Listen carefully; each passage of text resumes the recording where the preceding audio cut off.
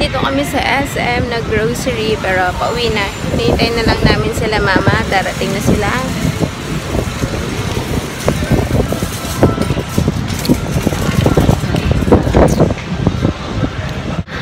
Christmas song. Saya pakinggan. Tapos maaraw, ang hangin.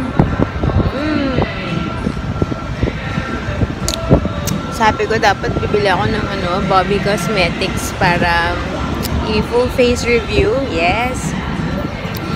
Kaso, gipit na ako sa time. Concealer lang nabili ko. Ang mahal din ng BB cream $239. Kala ko mga 100 plus lang. So, pag-isipan natin yan. Hi! Sus. Hey, hi, kuya! Okay. Take a bath kami ni Zach. What? Hello? Thank you, kuya. Hi guys, we're back home. It's exactly 12 o'clock. Wait, huwag mo naman daganan. Zeb, you're heavy. Ayun. Hindi ako nakapag-vlog nung bago kami pumunta. Talaga, ang first clip ko ay Sumang Latik. Nakita ko siya parang nakakatakam. Actually, before that, kumain na ako ng siopaw from, Hapchan. Pero parang hindi ako nabusog. Kaya bumili ulit ako ng Sumang Latik.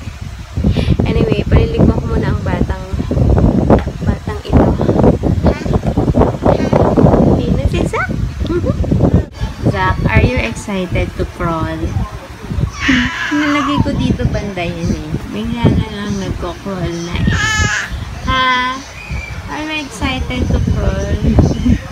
Go! You can do it! Sus! Ay, pa matulog ha? Okay, crawl!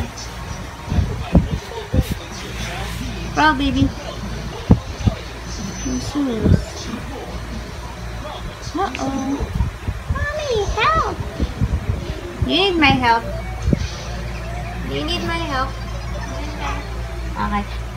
Hi guys! It's 1:30 na and trying to put this baby down to sleep. Alam nyo, meron siyang weird habit pag nagpapaantok or nagpapatulog yan. Ito wait lang, baka makita. Ang kamay niya kailangan nasa loob at hinahawak-hawakan. Pati kay Sel daw, ganyan siya. Pag pinapatulog ni Sel sa taas, hahawakan dito. Anyways, ayun, si Zach, karga ni Sel. Kasi, pahirap pagsabay yung patulogin itong dalawa. So, either ako papatulog kay Zach or si Zeb. Kanina kasi dumidedito si Zeb katabi ko. Ay, ito, hindi pala namin sinama si Zeb kanina sa grocery kasi nung aalis pa lang kami, nakatulog na to si Zeb. Nung una tinry gisingin, ayaw magising. So, iniwan na lang namin kay Jen. Kaya yun. Pero okay din kasi mas mabilis kami pag kami lang ni Sel eh. Si Zach na rin kasama. Which is, natulog lang naman sa almost the whole time. Anyways, magdanap na ako. Naantok na rin ako. Ang aga namin nagising. Hi guys. Itsura ko. It's 2:45 and si Zeb tinangay din ni Sel sa kwarto. Kasi hindi siya matutulog dito eh. Pag, ano ba? What's with me? What's with mommy? Ayaw kumain. Pag nandito ako. Pag nandito ako, ay matulog. He just wants to play with mommy all day, every day. Kaya kinuha muna ni Sel and I'm gonna magre-repack ako ng relief goods. Ayan. Hindi. Ano yung para sa trick or treat sa Sunday na pupuntahan namin. Ito kay Zeb to, bread pan. Bumili rin pala ako nitong Lulur Indonesian Whitening Body Scrub. Let's see kung effective. Nakita ko to kay Raze, kay Simply Raze. Pero I'm not sure kung ito yung scent na kinuha. Kasi tatlo yung scent nandun. Merong seaweed, merong green tea. At ito, licorice and mulberry leaf extract. So, sana mabango. Tapos, ayun nga, bumili ako ng mga candy para sa mga bata, sa mga kids on Sunday. Tignan nyo, bumili ako nitong Mikmik. Isang, merong chocolate, tsaka merong milk. Actually, I want to try din. Kasi nakalimutan ko na yung lasa niyan. Tapos, Twiggies, marshmallow, itong lollipop, and then, ano pa ba mga binili ko? Hindi ko alam kung enough eh. Yogurt, fruit sticks. Yung nandun sa sa event, sa Facebook page, ang confirm na pupunta na sa 30 na. Hala, hindi ko alam. Minsan 30 na yun. Dalawa yung bata. Let's see. Tapos dito ko sila ibabalot sa sandwich bags, rainbow colored. So yeah, then the rest pala marshmallow din. Then the rest are my chichirya. Merong wafer cubes. Gusto ko yung loker, mahal yun, diba? So ganito lang ako. Tapos ito, I'm gonna try Hits. Ano ba yung isa? Pillows at saka merong isang parang pillows, pero yung pillows kasi matigas yung diba? Ito, yung ganito yung gusto ko, yung malambot. Ano yung isa? Pillows at saka loaded. Yun. Hindi ako nakakata ng loaded sa SM. Lagi. Ay, ano ba naman to? Bakit ang payatot? Kailangan ko na daw buksan. Tignan mo, wala ng hangin. Nakikita ko to sa commercial. So, mild and tasty with less salt. Tapos, yan, as usual, wala na naman yung aking favorite chichirya na Lala na baked cheese pack. Sabi ko sa inyo hindi laging meron eh. So, ang kapalit, ito, yung baked cheese puff din ng cheesy. Yun, cheese. Masarap din to. This is butter and cheese flavor. Tsaka kumuha din ako ng cheddar cheese. Hala, parang nawalan din ng hangin to. Ano ba yan? Kasi, pag Wednesday, diba, walang plastic bag sa SM. So, either paper bag or kahon. So, pinakahon ko. Kaya siguro, ayan. Ito, isa pa. Yan lang pala. So, yun. Magpapak muna ako ng mga candy. Sana kasha dun sa sandwich bag. Tsaka diaper pala ni baby. And, yeah. Hey, guys! Hi, Zeb. Yung pawis naman. It's already 6 o'clock.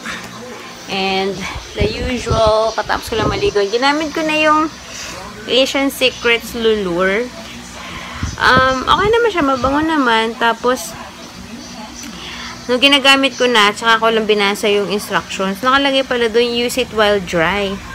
So, mali. Ginamit ko siya after kong mag-shampoo. So, basa. Parang hindi siya ganun ka-grainy as I want it to be. Pero, yun. Okay naman. We'll see kung puputi ako.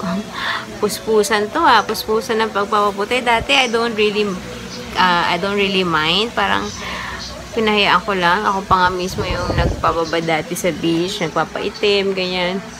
Ngayon, ewan ko ba't ako affected na ako sa... Nakita ko kay Isaac. Hindi pala maganda. Kaya yun. So, yung scrub, apos, kojisan yung soap ko. So, tignan natin kung magkakaroon ng difference ang aking color. Gusto ko maging kasing puti ni Zeb. Can I be like you? Buti mo, anak ka sa tatay mo no? Hi! Tapos, ano pa? Ay, tapos na kami mag-pack mag-repack ng mga Mamaya papakita ko kasi hindi pwedeng makita ni Zeb Gavin yun. Ang sarap ng mikmik. Ngayon na lang ulit ako nakakain nun. Naaliw naman ako ng mikmik. Patry ko kaya si Zeb. Mauubo ka talaga dun eh. Grabe, isang unang higop.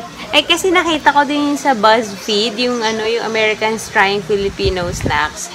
Sabi ko, try ko nga yun. Kasi meron kaming binibiling kanya, pero hindi mikmik yung pangalan. Tapos yung nasa lalagyan siya na plastic na cylindrical.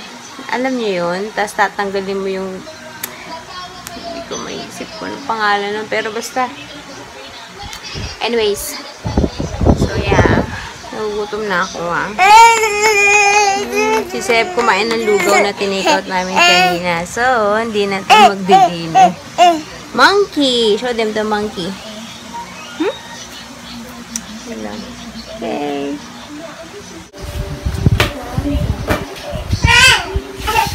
Wala na nga dyan. Kinain na yun yung card.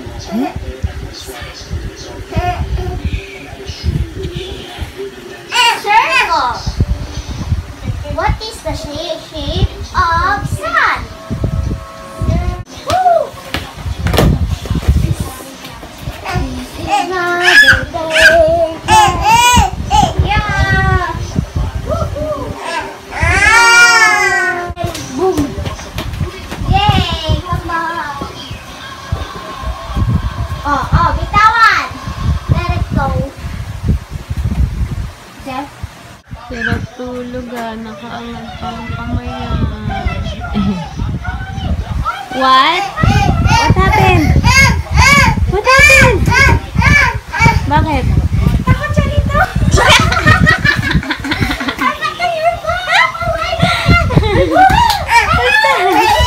That Mike Wazowski. On your back. Oh no. What's this? Uh-oh, it's Mike Wazowski. Uh-oh. Are you scared? Oh, baby sleeping. Thank you, Kuya.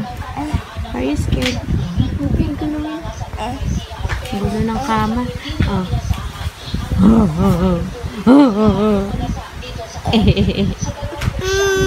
Sabay kiss naman. Kala ko you're scared of it. Okay, thank you, Kuya. Don't disturb me. Sus naman. Sarap titigigan ng bata. Lalo na kapag yung uso niya, ayan, gumaganyan-ganyan. You're so cute, yung paisa.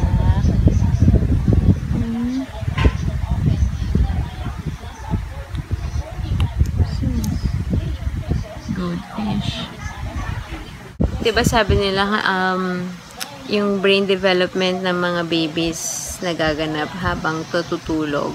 So, I wonder kung yung mga bata, yung mga babies na may kapatid, na katulad ni Zeb, yung close in age, and magkasama sa room, paano kaya yung naging brain development nila kung yung kuya nila ay lagi silang, kuya or ate nila is lagi silang iniistorbo sa pagtulog. Nakakaawa. Alam nyo ba, kaninang umaga, buti na lang, wala si Zach sa crib. Si Zeb, tinatry niyang abutin. Yung Snoopy kasi nandoon sa loob ng crib. Kaninang kagabi, niligpit. So, nung pagkagising niya, hinahanap niya kasi bigay ito ng yung 3 Snoopy, bigay ng tita ko. So, itong bago niyang paborito ngayong laruan, lagi niyang bit-bit, yakap-yakap. So, kagabi, nilagay ni Sel, na nagligpit siya, nilagay ni Sel sa crib. So, nung umaga, nakita niya, inakyat ni Zeb, nakaakyat siya sa loob ng crib. Sabi ko, imaginein mo, kung nandun pala si baby, dinadaganan na, hindi na rin kaya, hindi talaga sila pwedeng maiwan na dalawa lang dito sa room. Kung parang mas safe pang nasa kama na lang si Zach kesa naman nasa crib, tapos pag inakyat, syempre pinupush niya yung sarili niya, madadaganan. Pag dito naman, ang pang-i-istorbo ang ginagawa ni Zeb is yung halik ng halik. Kaya yan, kunyari ito, yung Snoopy, kinikis niya rin sa pisngi ni Zach, lahat kung ano meron siya. Oh, she's okay, sinishare niya, pero wag sana habang tulog. Kung kawawa naman ang brain development ni baby, lagi na lang naiistorbo. Sarap ng tulog.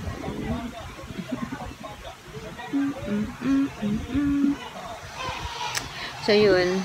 Yun lang. Share nyo sa akin kung meron kayong anak na close in age, tas ganito yung same setup kayo.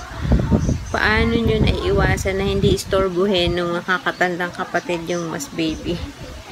Ang hirap eh. Wala kang magawa. Ayaw mo naman na sobrang pigilan si Seb na ano, as if ayaw mo ipahawak sa kanyang kapatid niya. Kasi parang kawawa. Gusto-gusto niyang ikis. Anyways, ano na, 6:35 and napakain na si Zeb. Ewan ko lang kukain pa yun. Is kumain ng lugaw eh. Pero, try. Parang ang puti ko na. Yes. May effect. Nasa ilaw lang yan. Pero, yung Kojisan kasi, na ba? 10 buwan na ba ako nagko-Kojisan? I don't think so. Siguro mga 2 weeks. 2 weeks, 2.5, ganun. So, sana umeffect sa akin yung lulure. Eh, araw-arawin ba yun? Wala na kasi nakalagay sa sa packaging. So, kung gumagamit kayo ng lure, do you use it every day? Kasi hindi naman ganun, feeling ko hindi ganun karami yung beads yan. Nabibitin ako, actually, sa totoo lang.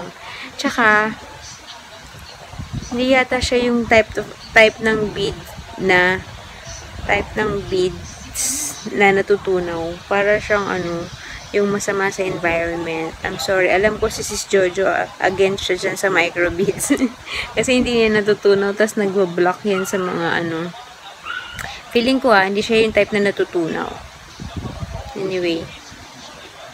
Ay, bukas sabi ko gagawin kong first impression / review yung Mary Kay na lipstick kasi 'di ba birthday ng sister ko tomorrow. So sa kanila kami magla-lunch.